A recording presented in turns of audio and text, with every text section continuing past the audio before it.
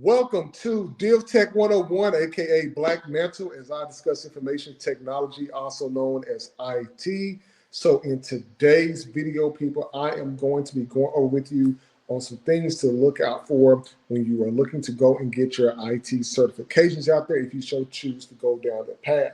Now, I'm going to list some of the reasons why you would need to go and get certifications and also reasons or ways that you can get around them and some different kind of platforms that you can use to skill yourself up, because that is what we like to do on the channel. So let's go ahead and jump right into this conversation, people. So one of the first things that I want you to do and I want you to pay attention to is, as we're going through this, I'm going to focus on specifically the CompTIA certifications. And the reason why I'm not going to focus on the CompTIA certifications is because CompTIA certifications are vendor neutral. And what that means in the IT space is that you can actually use them with different companies, with different products. They are not just all tied to a specific type of hardware. For example, people who go and get their CCNA, you have to focus on Cisco equipment as opposed to getting the CompTIA Network Plus, which is a vendor neutral certification, which has to deal with networking.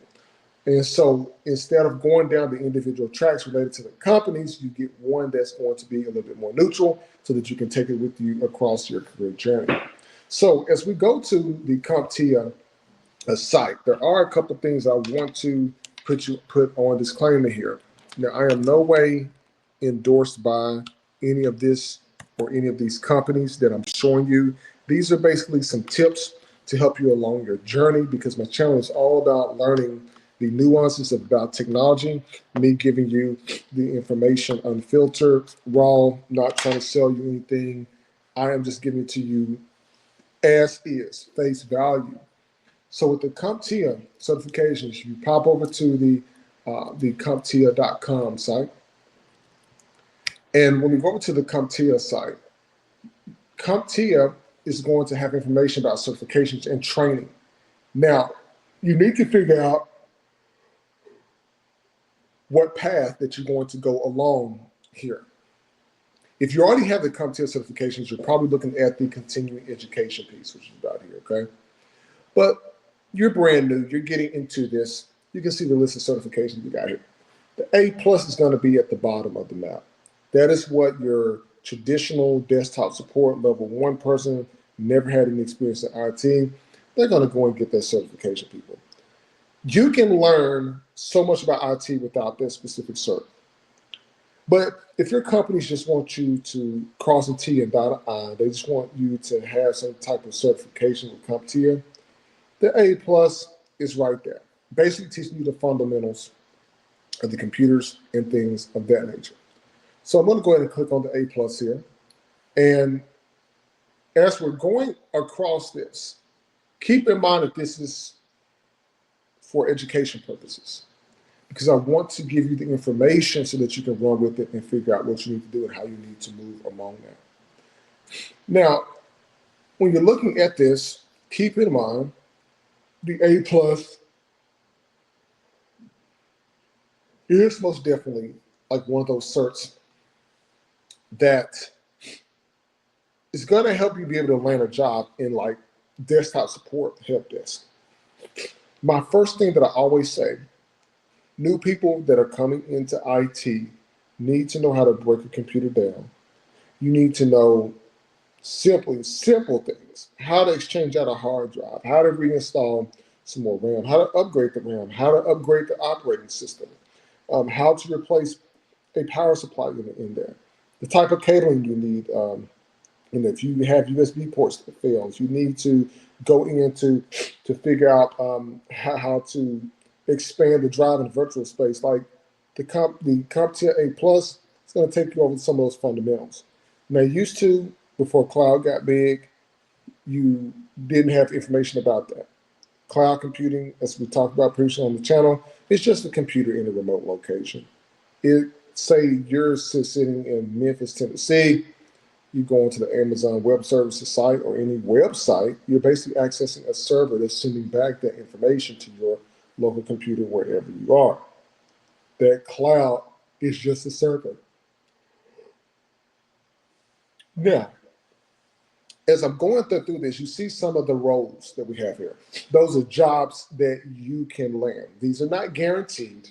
You're going to have to put your best foot forward. You're going to have to outshine everybody in the interview process, okay? But you should be able to get on with a basic help desk support role. Basic help desk support roles do not make that much money. Do not come into this space looking to make six figures, people, especially you new grads coming out of school. Get that out of your head. Focus on getting the experience. The experience is what is going to lead you to more money eventually. It's not going to be the certifications. If you choose to do the certifications, if you don't have a college degree, you just come into the space real new, got a high school diploma, you getting the certifications, that's good. That's fine. You're a little bit more seasoned, you got the degree, but you don't have any certs, that's fine. You can still learn it. The certifications are optional. They are not required unless you start trying to get into some higher level roles, especially like in cybersecurity, being the CISSP, being the top tier, because the CISSP is equivalent to the master's degree, to be honest with you. But you can see different roles that you have here. And you can look at the exam details. It tells you everything that you need to know. CompTIA A+, the 221101 Core 1 and the 220.1102 Core 2. But you have to answer like 90 questions on this exam. And recommend experience 9 to 12 months hands-on experience in a lab or field. So in the field means you are working for a company. In the lab means that you are self doing this on your own. You're funding your own training on the platform so that you can move forward to do that cert. So say you get through with the A+ certification. So you want to go to another piece of it. So you got to go to the Cloud Plus. The Cloud Plus is pretty new. So in the Cloud Plus, that's going to validate your skills so that you can move forward in troubleshooting cloud infrastructure.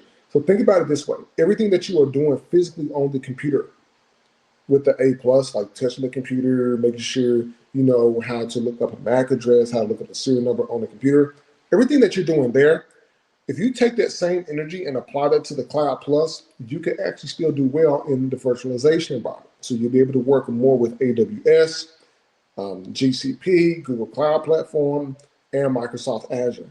What they're doing is they're shifting data centers that companies have to the public cloud. When they shift them to the public cloud, you now have the Cloud Plus architecture.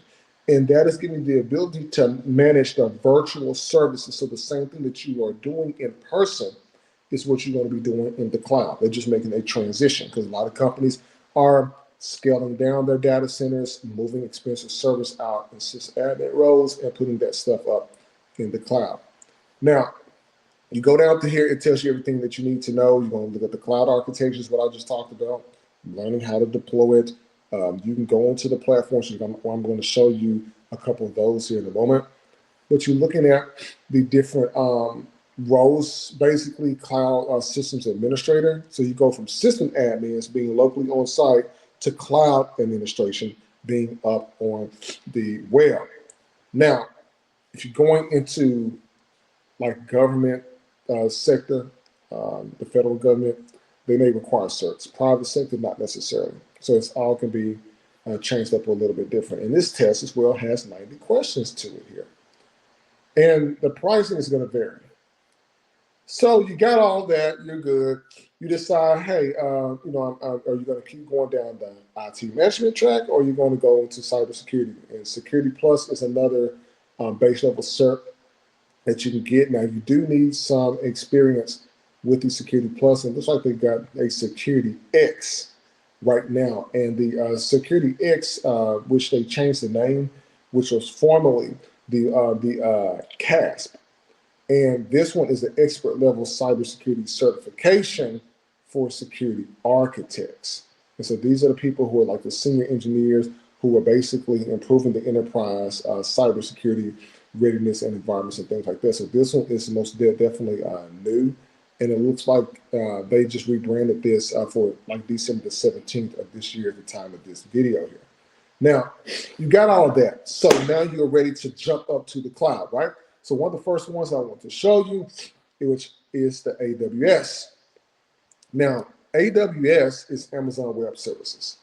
And Amazon Web Services gives you ability to create those cloud infrastructures, whether it be your virtualized computers, or you can do service as well. I would stay along the free environment because the free environment is going to give you a different tier that you're going to have to put a credit card up on file.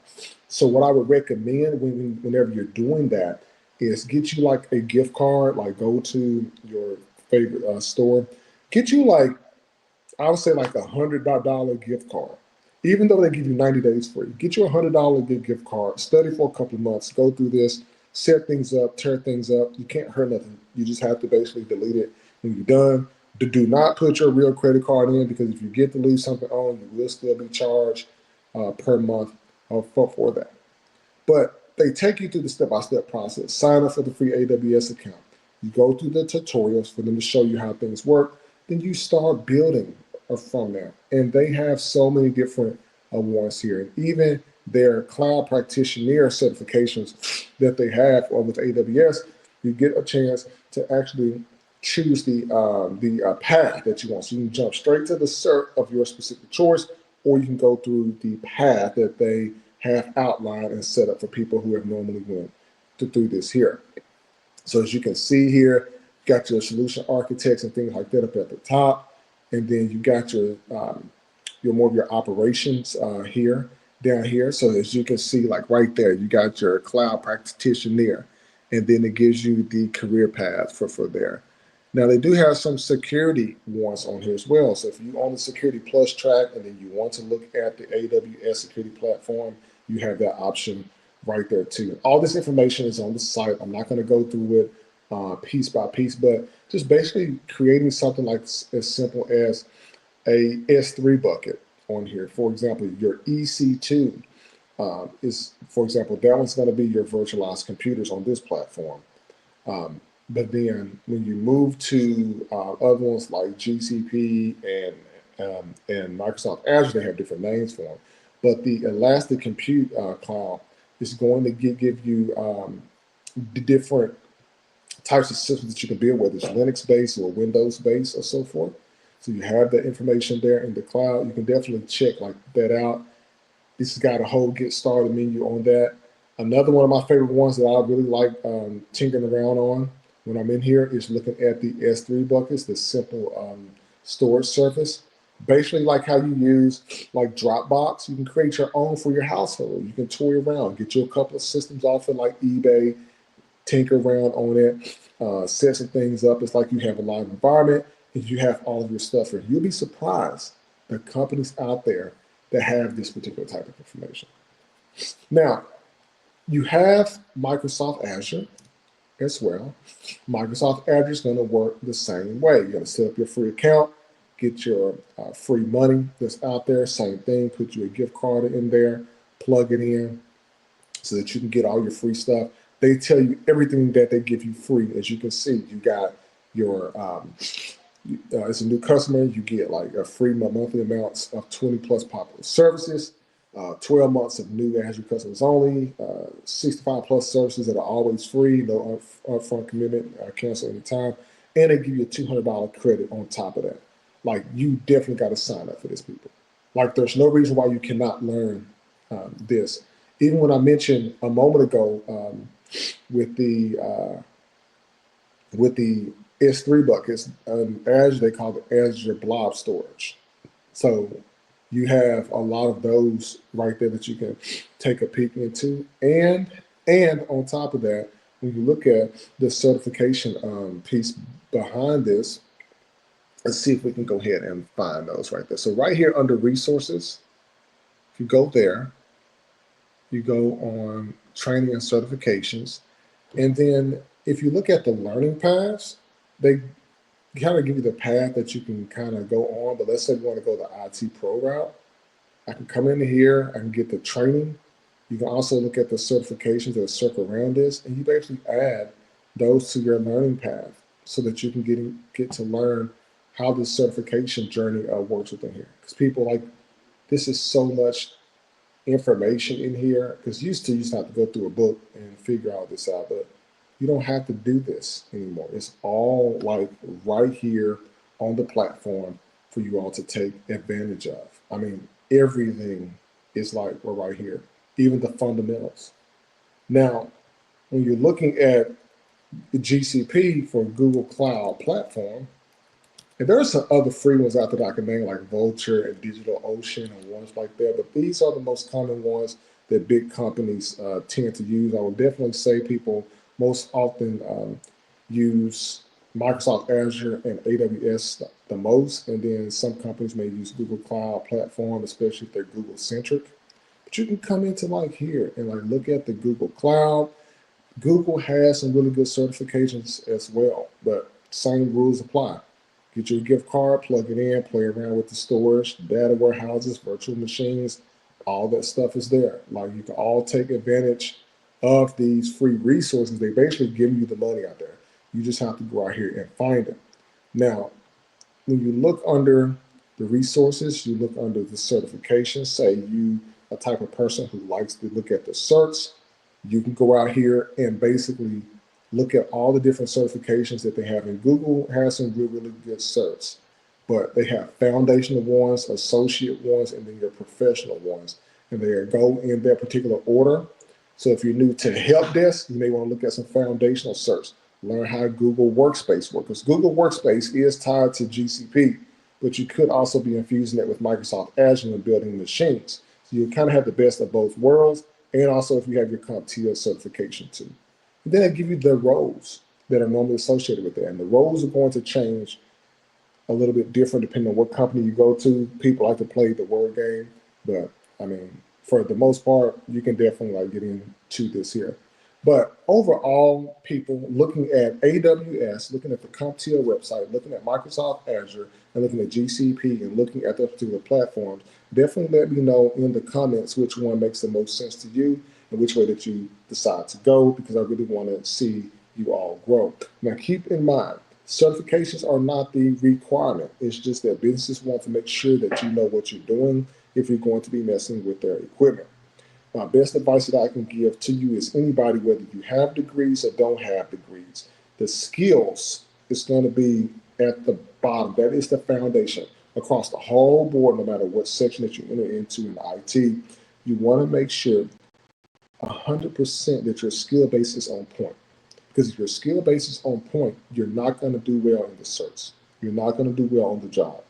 But when you got these skills there, then if you decide to get the cert to match that, that's great, because now you are in a silo of doing that specific type of role, and you want to move forward and be known for that particular thing.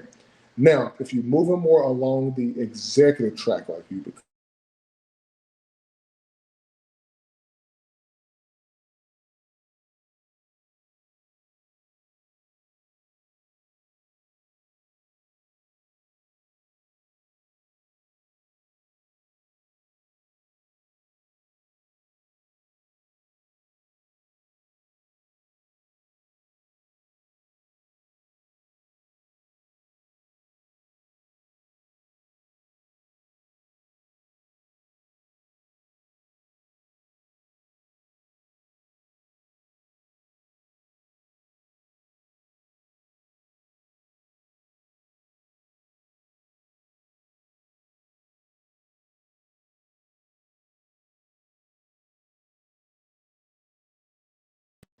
so if you want to go on the more executive track, my best advice to you is, if when you go into the C-suite, the chief information officer, the chief technology officer, the chief information security officer, any of those roles, sitting in those boardrooms, you definitely want to have a master's degree or above, because you want to be able to know how to become a visionary to be able to move forward. If you're not looking for that, go skills. If you're not going for the skills, go for the degree and the search and things of that nature. So definitely let me know, people. Like, listen, and subscribe. DivTech 101, aka Black Mantle. Look forward to bringing more technology content to you all soon.